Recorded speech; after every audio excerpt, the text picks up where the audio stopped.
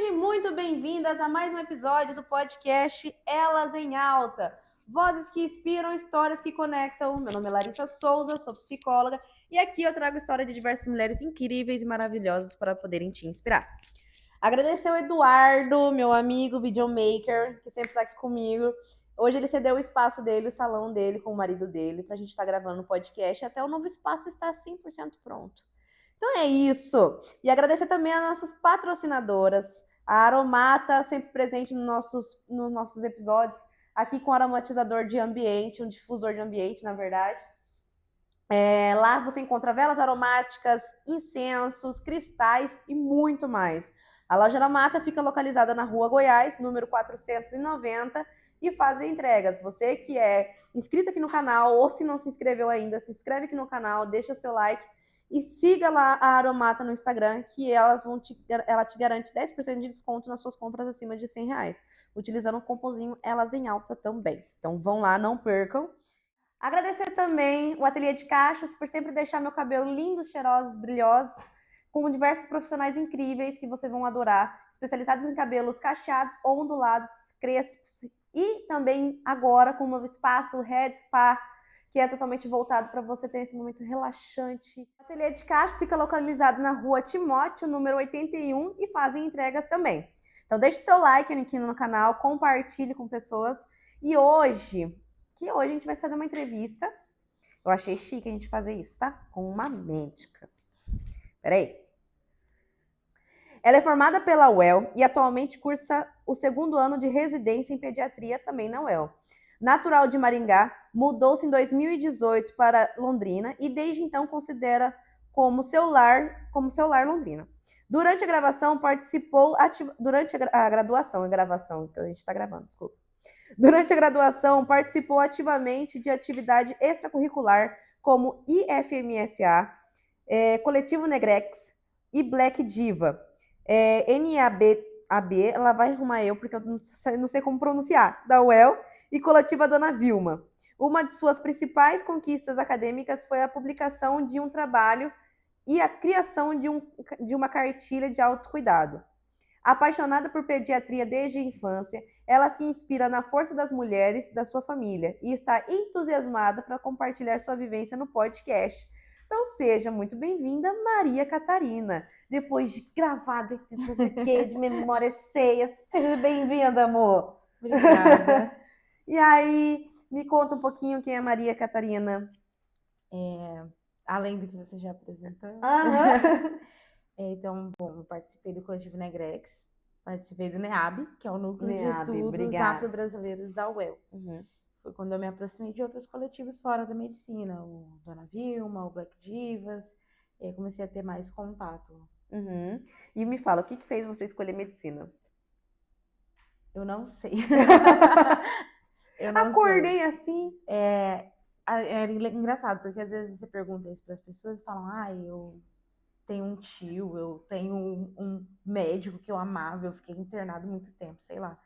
Mas eu simplesmente sempre tive essa vontade. Eu nunca tive um contato íntimo com médicos, eu não tenho médicos na minha família, eu nunca permaneci, grandes períodos internado em hospital para desenvolver esse desejo, mas ele sempre existiu, desde os 4 anos de idade. Desde muito novinha, então? Desde muito novinha. E aí, como que vem sendo a rotina de trabalho dentro do hospital para você? A minha rotina ela é um pouco diferente do esperado para o médico, porque eu faço residência, igual você mesmo mencionou. Então, às vezes as pessoas ficam com aquela ideia do Grey's Anatomy, né? Do que é residência, não é nada daquilo. É muito romantizado, né? É talvez, muito ali. romantizado, a gente passa uns belos perrengues. Então, a nossa carga horária é muito maior, a gente passa muitas horas direto no hospital, depois chega em casa, tem toda a questão de ter que estudar também. Então, é uma rotina um pouco mais cansativa do que as séries mostram. Mas tá dando para se adaptar bem. Eu saí direto do internato e já entrei na residência, acho que isso ajudou bastante também. Não deu tempo de desacelerar. Você acha que se você tivesse parado, teria sido... Eu acho que eu teria sofrido um pouquinho. Para voltar para a rotina residente. Tem quem prefira, né, parar um pouco e respirar, mas acho que me conhecendo, talvez eu tivesse desanimado ali. Porque é difícil, né?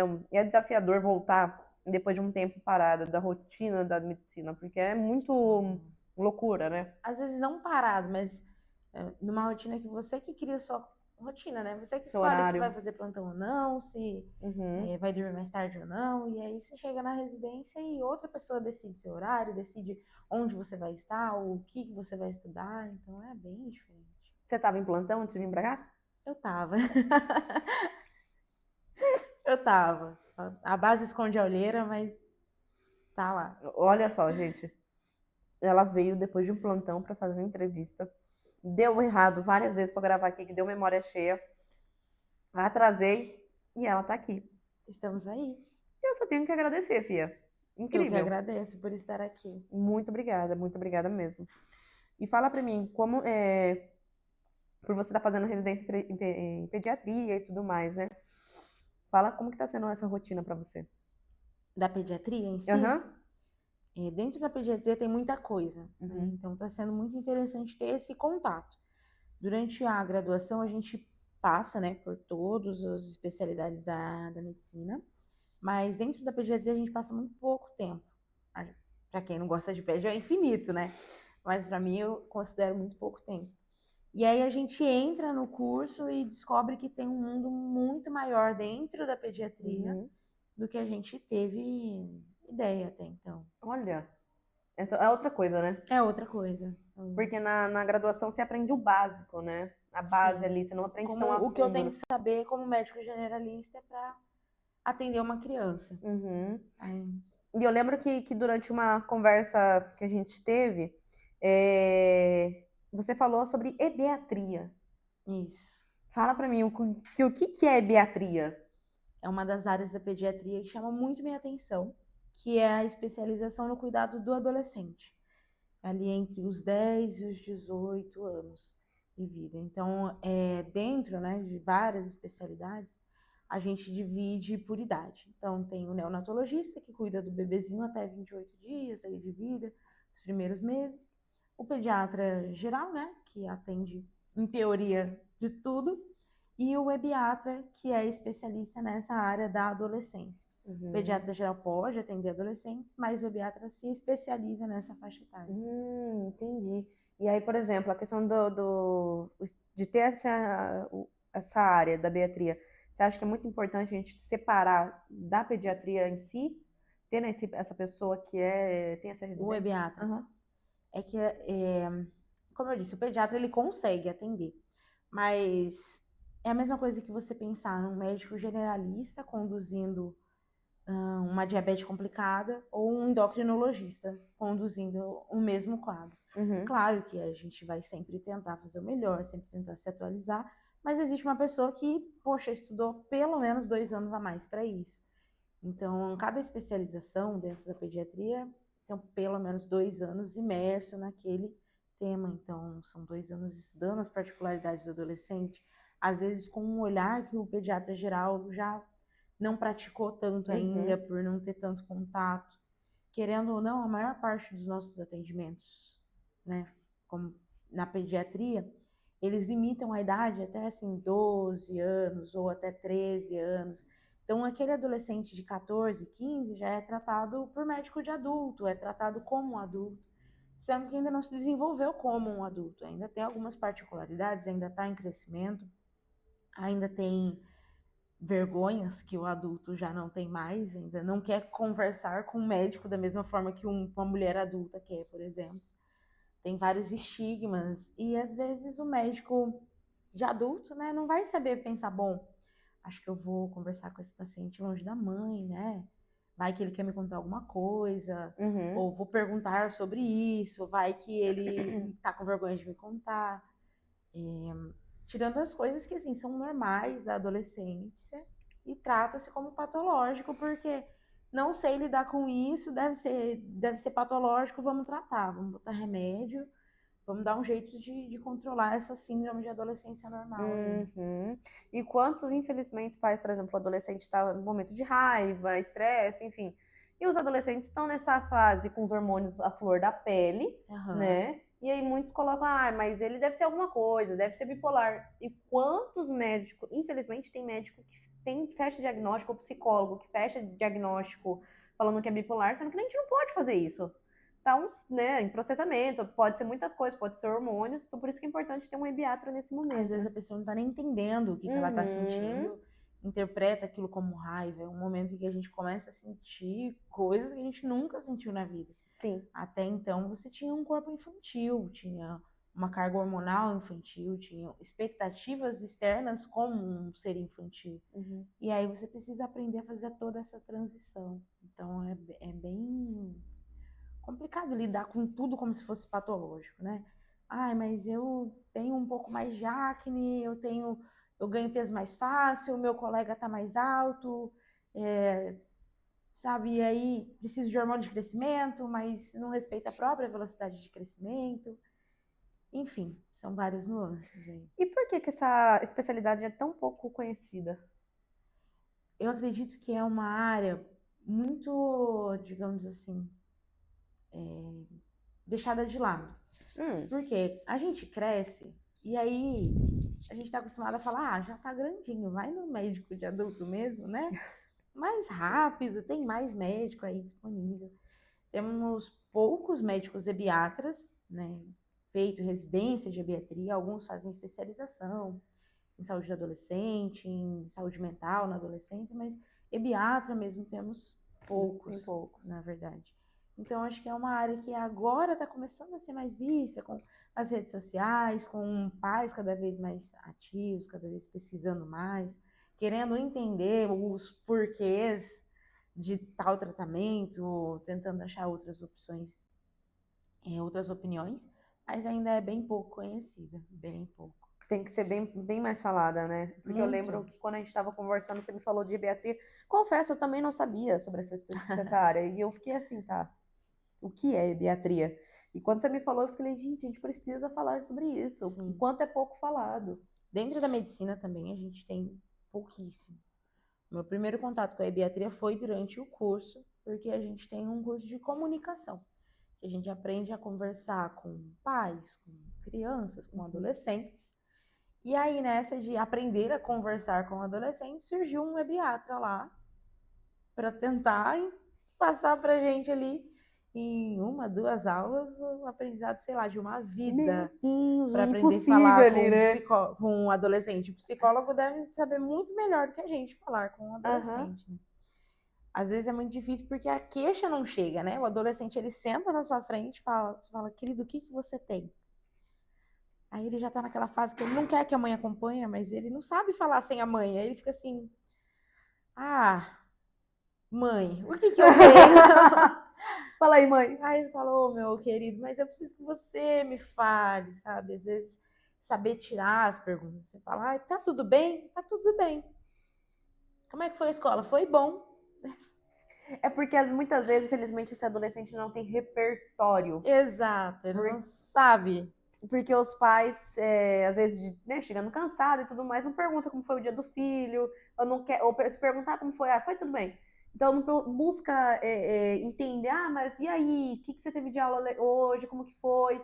E se dar como exemplo para esse filho conseguir ter uma oratória, enfim, uma alguém melhor. Te zoou na escola? Isso. Você zoou alguém na escola?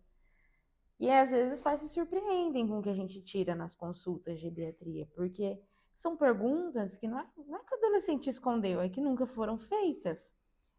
Ou perguntas que a gente fala assim, não, mas ele tem só 14 anos, ele não vai fazer isso ainda, né? E a gente sempre tem que perguntar, falar, querido, você já foi em aniversário de 15 anos, né? Você bebeu álcool? Não, menino, dessa idade, pequenininho assim... Nunca. Jamais. Meu filho, eu conheço meu filho melhor do que ninguém. Vixe. Eu nunca bebi.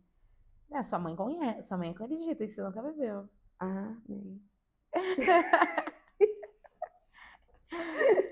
E aí eles vão, aí vai.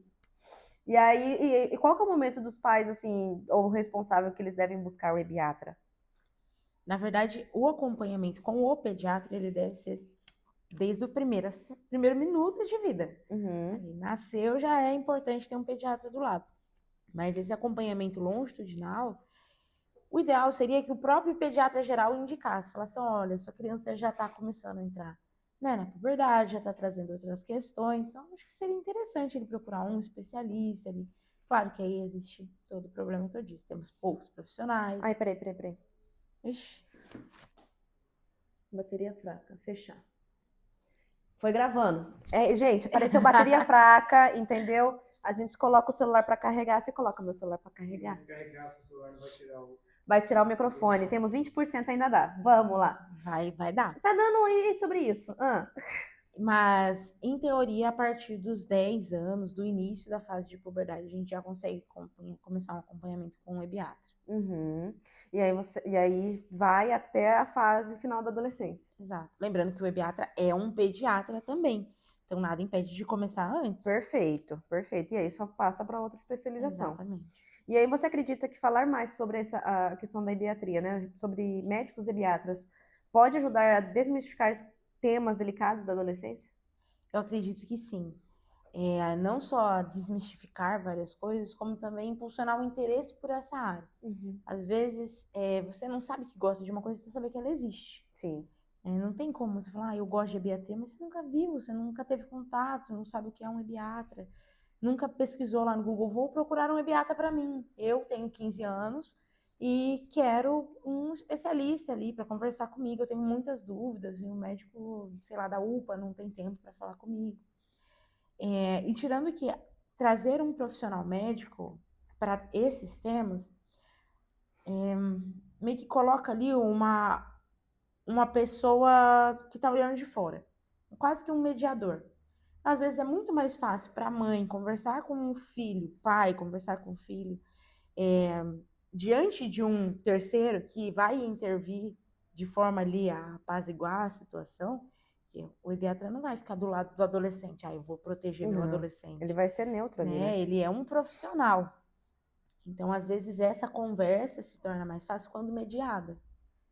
E até para entender o que é esperado, o que não é esperado, Perfeito. o que é patológico ou não. Às vezes, muitas questões, por exemplo, de sexualidade, são trazidas nessas consultas e os pais não sabem o que é comum, o que é preocupante. Então, mas o meu filho, ele está começando a ter ereções noturnas, eu não sei se isso é normal. Às vezes fica com uma questão de, eu não sei se isso é porque ele está vendo coisa escondido. E aí a gente trazer esse diálogo, porque o que a criança aprende é o que o pai passa. É isso, 100%. Então, se o pai não tem o que passar, não tem como esse diálogo existir. A gente precisa ter um mediador ali. 100% porque facilita, né? É um facilitador ali, muitas vezes, das conversas com os pais ali, né? Para o pai entender melhor o filho e tudo mais, né? E o filho se abrir também com o pai. Que se torna muito mais fácil, né? Sim. E aí, normalmente, assim, como que você diria para um adolescente ou para um pai que acha que essa médico específico não precisa, não é necessário? Não tem nada que eu, digamos assim, você não vai perder nada por não ir a um ebiatra. Perfeito. Mas você deixa de ganhar. Você deixa de ganhar um canal de comunicação, você deixa de ganhar uma fonte de orientação confiável. Não dá para achar que o seu filho adolescente não vai pesquisar na internet para tirar suas dúvidas. E nem sempre as fontes que ele vai encontrar são fontes confiáveis, são fontes que vão agregar coisas para ele. Então você deixa de ganhar um profissional que vai estar lá, especialista, que vai olhar para o seu filho de diversas formas, por diversos vieses, tanto da parte biopsicossocial e espiritual, quanto da parte patológica. Até para encontrar algumas alterações de forma mais precoce. Falar, olha, isso aqui está fugindo do padrão, talvez a gente precise investigar. Ou isso aqui está indo mais devagar, mas está dentro do esperado para a idade dele. Isso aqui a gente consegue ir relevando, sabe? Não é como se você fosse perder muita coisa, mas deixar de ganhar também não é legal, né? É horrível. Não, isso é ótimo, né? A gente poder trazer essa importância de um ebiatra, o quanto ele pode estar ajudando, o quanto ele pode estar facilitando essa conversa dos pais com os adolescentes, os pais conseguirem entender melhor esse adolescente, né? Que a pretensão é essa também, né? Sim, e vice-versa. E vice-versa. Então, ou seja, influencia bastante na questão da saúde mental também, né? Nossa, muito. Muito mesmo. E aí, o ebiatra, em conclusão geral, o que a gente pode definir ele, então? É um médico que estudou muito tempo para conseguir. Bota tempo nisso. Muito, muito tempo. Às vezes as pessoas não têm essa noção de tempo. Por exemplo, só para trazer de forma mais palpável, são 6 anos de medicina, 3 anos de residência de pediatria, mais 2 anos de residência de ebiatria. Nossa. Isso considerando que você faça tudo seguido, né? São 12 anos, então, aí. 6, 11 3, anos. 2? 11. São 11 anos estudando para estar ali, disponível, para atender aquela pessoa que tem as suas individualidades, que não se encaixa na caixinha conforme o quiz que ele fez no TikTok, que não vai conseguir um diagnóstico porque ele viu um youtuber falando sobre, que não vai preencher um formulário do Google e falar, não, meu filho se encaixa aqui, então ele tem isso. É um especialista que vai olhar para o seu filho, tentar de todas as formas trazer das suas percepções o melhor possível, para garantir a melhor qualidade de vida para esse adolescente que já está numa fase naturalmente de sofrimento. É uma fase que a gente fala, não, é o melhor da vida, mas é um sofrimento muito grande. Demais. Você não está entendendo o que está acontecendo, o seu corpo está mudando, suas emoções estão mudando e as pessoas estão mudando com você. Você deixa de ser a criancinha, o protegido e começam a te cobrar coisas e esperar coisas de você e pedir que você decida coisas. Então, é uma fase muito delicada, que merece um especialista para esse período. Meu amor, pra gente finalizar, o podcast... travei aqui. O podcast se chama Elas em Alta, que é porque a gente acredita muito no poder da mulher, o quanto a gente é incrível, o quanto a gente é foda pra caramba, né? O quanto a gente tem o poder de mover o mundo, muitas vezes. E aí eu queria te pedir para deixar um recado para as mulheres ou para, né, primeiramente para as mulheres e depois que querem começar a área de medicina, que querem começar a fazer um curso de medicina, e também para os adolescentes ou para esses pais que precisam, né, levar para o filho para um ebiatra, sobre a importância do ebiatra. Tá. É uma mensagem. Nossa, é difícil essa última, hein? Olha. E olha que eu mando roteirinho, sempre assim. Não deu tempo de levar no plantão. Não, mas ela tá desculpada, médica de plantão. Olha, uma mensagem para mulheres que estejam desejando entrar na área da medicina.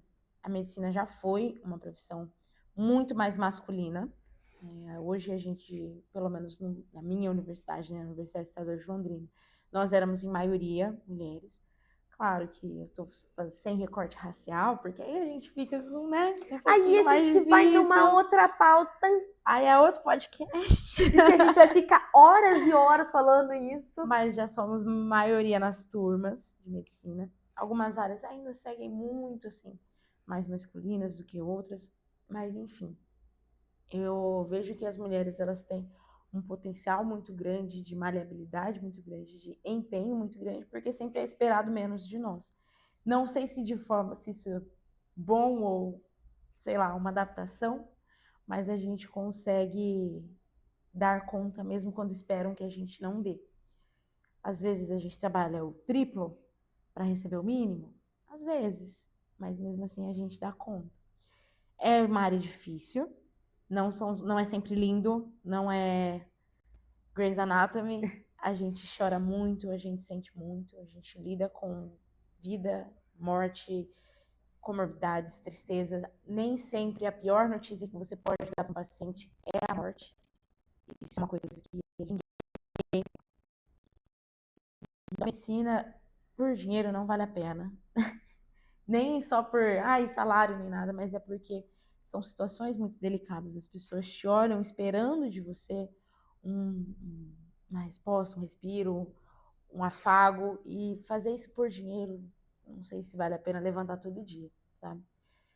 Mas se é uma vontade, se é uma paixão, é difícil, mas aí sim vale a pena.